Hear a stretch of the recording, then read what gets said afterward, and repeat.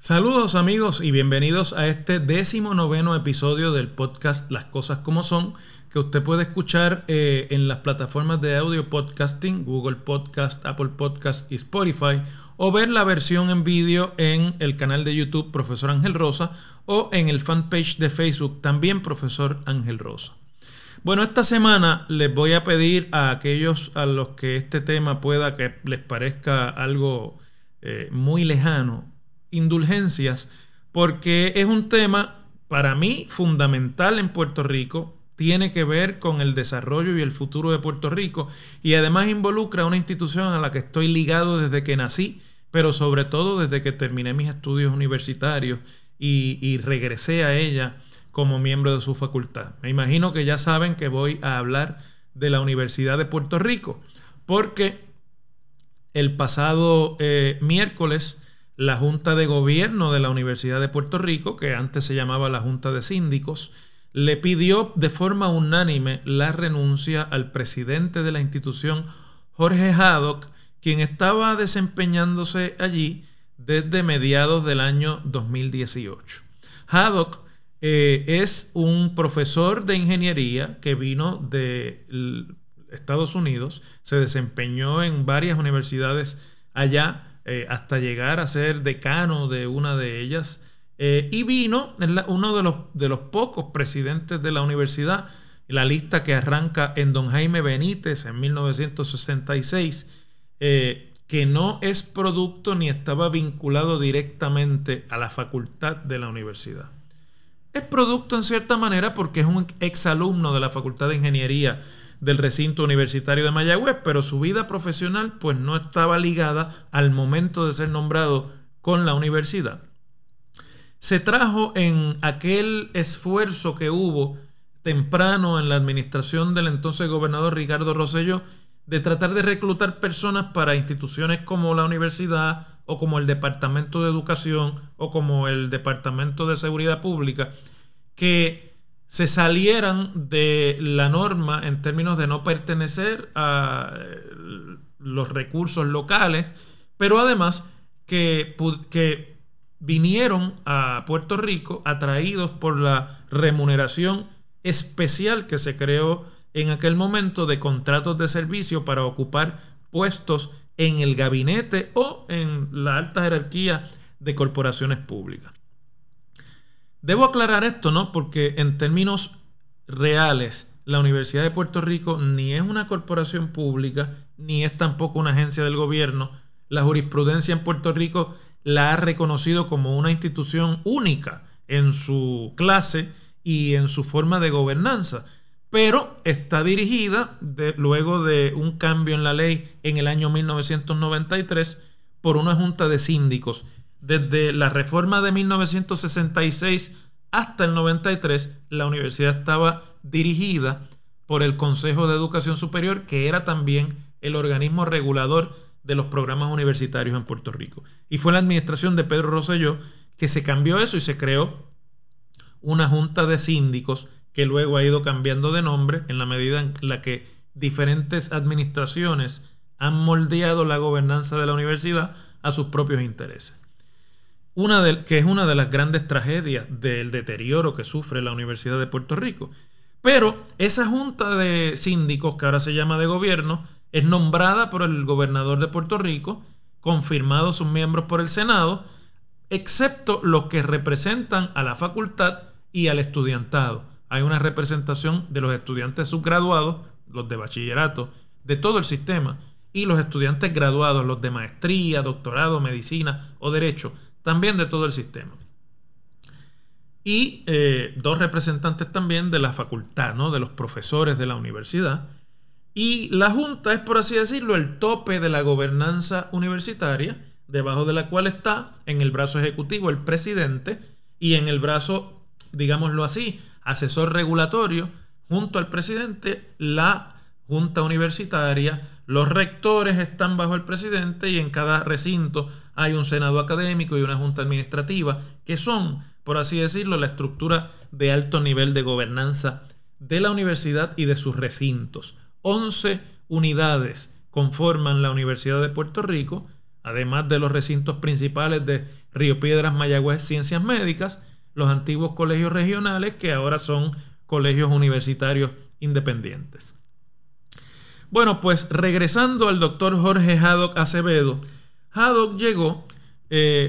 precisamente por la idea de que se había reclutado a alguien de afuera y que esa persona tenía el suficiente mundo en la esfera universitaria de los Estados Unidos como para provocar aquí el liderazgo necesario para los cambios, las transformaciones y atender las realidades de la universidad. Y como no me gusta convertir el objeto de mis análisis en atacarlos en lo personal, porque además no conozco al doctor Haddock, y para decir las cosas como son, que es el nombre de este podcast, Haddock heredó una institución profundamente deteriorada por la falta de recursos, por el mal manejo y la mala gobernanza, por el endeudamiento excesivo y sobre todo, aunque no se quiera reconocer, por la politización, que en la universidad camina por dos vías. La politización que viene desde los partidos políticos gobernantes nombrando a través de sus estructuras a sus fieles para convertir la gobernanza universitaria en el mismo refugio para políticos y para contratistas que se han convertido el resto de las agencias, y además otra politización interna que viene desde el estudiantado y desde las facultades con obviamente una visión distinta a la de los partidos gobernantes, pero con igual conceptualización política de para qué existe y qué debe hacer la universidad. La politización de los partidos yo la asocio más en mi análisis con la visión conservadora, con la visión derechista, con la visión que piensa que la universidad debe permanecer en un modelo más parecido al de las universidades en los Estados Unidos, y la politización de sus bases y de sus cuadros estudiantiles es evidentemente controlado por la izquierda, dentro de los cuales está también el componente sindical de la universidad. Bueno, desde el punto de vista de cómo se ha administrado la universidad y cómo los partidos políticos han ejercido la influencia político-partidista al interior de la universidad, el sistema de mérito, como ha sucedido en tantas otras instituciones de gobierno, ha sido sustituido por la conexión, por el panismo y por el activismo político. Hemos tenido hasta rectores de las unidades nombrados luego de haber sido jefes de comités de recaudación de los diversos candidatos a la gobernación, y muchos han aspirado a puestos de decanos y de rectores desde la teoría de que si usted se involucra en una campaña política va a tener una visibilidad mayor a la hora de repartir los puestos. Por lo tanto, por muchos años la universidad ha estado cediendo su componente intelectual competitivo, su componente de integración a las vertientes de que en el mundo entero, no importa cuál sea la tendencia, dominan las reglas de las instituciones dedicadas a las búsquedas del conocimiento, para privilegiar la manipulación política.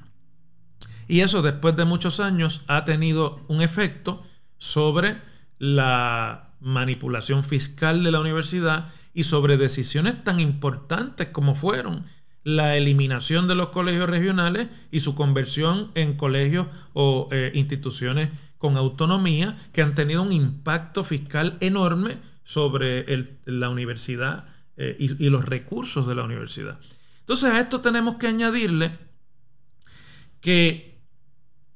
en la medida en la que se deterioró la base de ingresos del gobierno de Puerto Rico, también se deterioró la base de ingresos de la universidad, porque la Universidad de Puerto Rico, en su fundamento, o fundamentalmente debo decir, recibía sus ingresos a base de una fórmula que le otorgaba el 9.66% de los ingresos totales del Fondo General del Estado Libre Asociado. Y en la medida en la que esas bases, con el problema fiscal y la crisis de la deuda, se afectaron, pues también se afectó la transferencia de ese 9.66% a la universidad.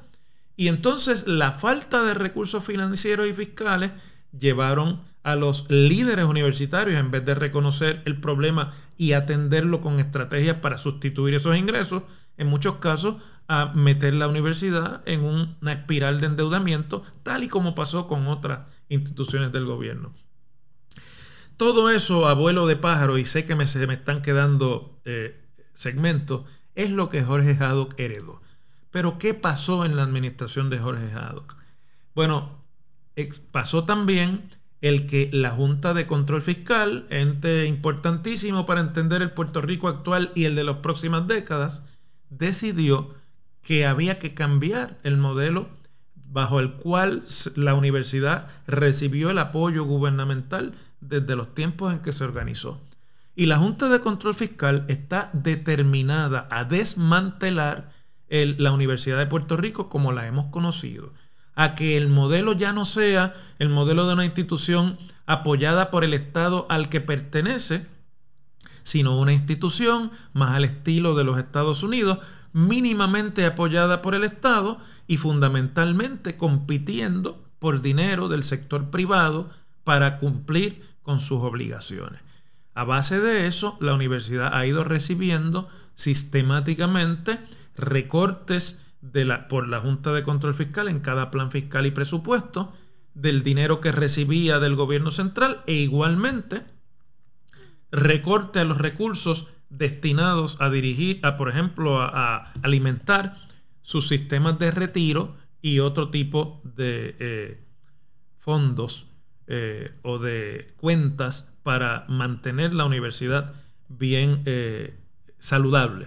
¿Y cuál ha sido el resultado? Bueno, pues entre otras cosas, se ha disminuido el reclutamiento de facultad. Muchos miembros de la facultad están reclutados bajo el modelo de a tiempo parcial, que se les paga realmente muy poco en comparación con los miembros permanentes o con los miembros con plaza, por así decirlo, de la facultad,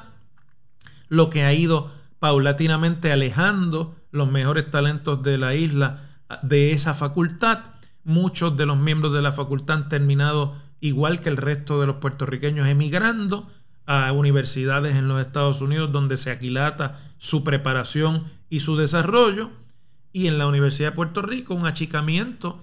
por ende de la oferta de cursos para el estudiantado como resultado de la falta de recursos y de la falta de profesores. ¿Cuántos años llevamos oyendo de que no hay suficientes secciones para atender la demanda en la universidad? Esta semana mismo conocimos que, con la excepción del recinto de Mayagüez y el de Ciencias Médicas, a los profesores que están por contrato se les mantiene en un régimen de remuneración que es equivalente a $7 la hora u $8 la hora, que es casi lo que se devenga cuando usted trabaja por el salario mínimo.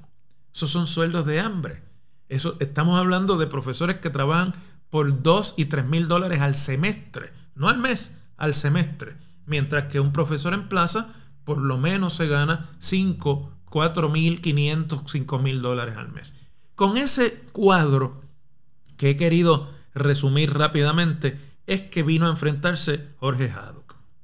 Desde el principio fue evidente que Haddock no conocía la institución a la que vino a dirigir y además que no logró compenetrarse con las realidades del sistema universitario que venía a dirigir. Y desde el principio también fue evidente que, ya sea o por su personalidad o por su estilo, Jorge Haddock fue un presidente invisible, un presidente al que en el sistema no se le reconoció ni por estudiantes, ni por rectores de las unidades, ni facultad, ni sindicatos, la presencia ni la autoridad necesaria para lograr los consensos que la universidad requiere para ser gobernada. Así que su historial como presidente es un historial de haber recibido muchas críticas, de muchas quejas, de asuntos que iban ante la atención del presidente y no se resolvían o que se tardaba mucho en resolverlos. Y todo esto vino a coronarse con la publicación o con el hecho de que se hizo público que las residencias de neurocirugía del recinto de Ciencias Médicas perdieron su acreditación por problemas que habían estado señalándose por mucho tiempo y que la administración universitaria no atendió. a lo cual el presidente Haddock respondió que desconocía que habían estado haciéndose esos señalamientos y por lo tanto no pudo presentar una estrategia coordinada para resolverlo. Ya haya sido por mala comunicación con el ex y renunciante también rector de ese recinto, Segundo Rodríguez, o haya sido por insuficiencia de su organización administrativa como presidente. La realidad es que Jorge Haddock lucía no estar en control del sistema universitario que dirigía. Y en la Junta de Síndicos de la universidad, una vez hubo el cambio de miembros de los originales nombrados por Rosselló a las vacantes llenadas por Wanda Vázquez al final de su término como gobernadora,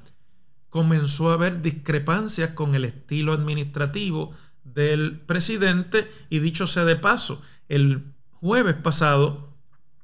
la Junta hizo claro que le habían pedido la renuncia al presidente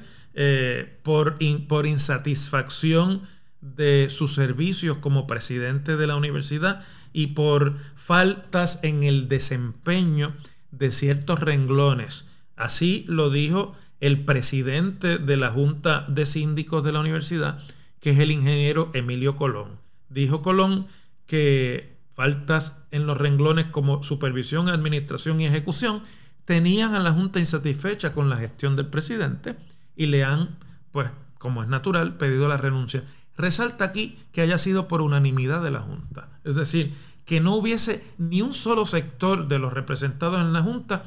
que salieran a defender la gestión de Haddock. Ha de haber sido muy deficiente para que así sea. El gobernador Pedro Pierluisi, quien desde que llegó a Fortaleza ha dicho que tiene como prioridad el evitar que la universidad siga recibiendo recortes y siga recibiendo deficiencia de recursos que no le permitan competir adecuadamente en el mundo académico,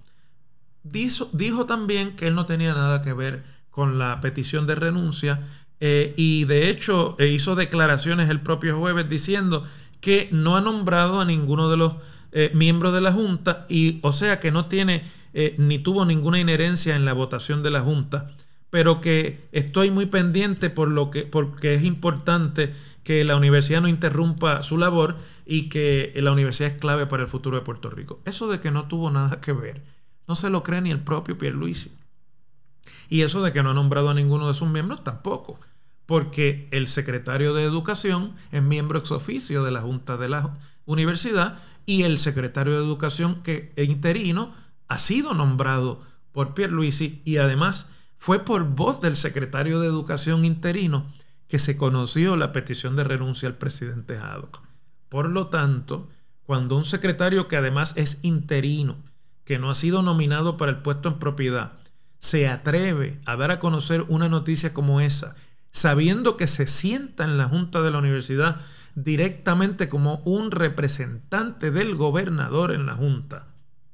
y de la política pública de educación del gobierno y del gobernador, es evidente que el gobernador estaba informado. Y yo por experiencia propia le puedo decir que los gobernadores en Puerto Rico, aunque no estén directamente en el gobierno de día a día de la universidad, están atentos a todo lo que pasa en la universidad, porque no hay nada a la que un gobernador le tenga más miedo que tener la universidad en huelga, paralizada y que haya allí un conato de subversión ciudadana. Eso le preocupa a los gobernadores de todos los partidos y le ha preocupado ancestralmente. Por lo tanto, esta renuncia de Haddock a mí me trae la siguiente preocupación como universitario. La universidad lleva muchas décadas gobernada desde lo político con el interés primario de que lo político va por encima de lo académico y de lo que es propio de una universidad. Así se han perdido propuestas de investigación importantes, se ha perdido estudiantado y se ha perdido también importante facultad. Y para aquellos que piensan que la universidad son sus estudiantes, los estudiantes son una parte importante de la comunidad universitaria, pero los buenos estudiantes, los estudiantes que de verdad van a hacer vida académica en la universidad, vienen detrás de la buena facultad. Reclutar buenos profesores pagarles bien y mantener un estándar en la facultad de la universidad, en todas las disciplinas, es lo principal para atraer un estudiantado excepcional también. Por lo tanto, creo que esto es algo que se debe siempre aclarar. La universidad existe para educar a nuestras juventudes, para buscar el conocimiento, y eso fundamentalmente está a cargo de su buena facultad y de sus buenos estudiantes. Me preocupa que a pesar de todo lo que se habla, esta sea una sustitución política más. Y que ahora que comienza un periodo de inestabilidad por la búsqueda de un nuevo presidente que eventualmente puede llevar a sustitución en los cuadros de las rectorías y de los decanatos de la universidad, la inestabilidad misma lleve a que se busque la solución fácil de un buen azul que nos haga caso, un buen azul que no cree problemas desde la universidad con el resto. Y creo que es un buen momento, ya que el gobernador ha dicho que tiene tanto interés en proteger a la universidad, para que ese gobernador, que no habrá nombrado a los miembros de la Junta, pero es a quien los miembros de la Junta le responden, les haga saber que la universidad no puede seguir al arbitrio de los intereses político-partidistas, porque esa es su destrucción. El presidente Haddock dijo cuando se enteró de su despido, que le preocupaba el manejo de los fondos federales y la recuperación de la universidad a base de esos fondos, porque él había sido nombrado monitor por la confianza que las oficinas federales y los departamentos federales, especialmente el de educación, tenía en su gestión como presidente. Sea esto cierto o no, o sea esto lo más preocupante o no, ciertamente la universidad requiere de mucha credibilidad en la esfera federal y en la esfera del gobierno del Departamento de Educación Federal, que no la puede proveer cualquier activista político, que van a aparecer cientos en los cuadros del Partido Nuevo Progresista, que han hecho carrera de la vida política, igual que lo han hecho en el Partido Popular, dentro de la universidad. Quizás sea un buen momento para tomarse un periodo más prolongado buscando un presidente, ya sea de afuera o de aquí, que entienda cuáles deben ser las verdaderas prioridades, y que haya una junta de síndicos que entienda y respete también que las prioridades de una universidad no están en el Capitolio ni están en la fortaleza. Les agradezco como siempre su atención a este podcast y su indulgencia, porque esta es la universidad que ha graduado a muchos de los puertorriqueños que estamos haciendo el país, y por lo tanto lo que pase allí, usted tenga o no estudiantes, hijos estudiando en la universidad, nos atañe a todos los que en las paredes de nuestras casas y de nuestras oficinas tenemos el orgullo de colgar un título de la Universidad de Puerto Rico. Hasta la próxima semana, entonces será en nuestra próxima edición de Las Cosas como Son.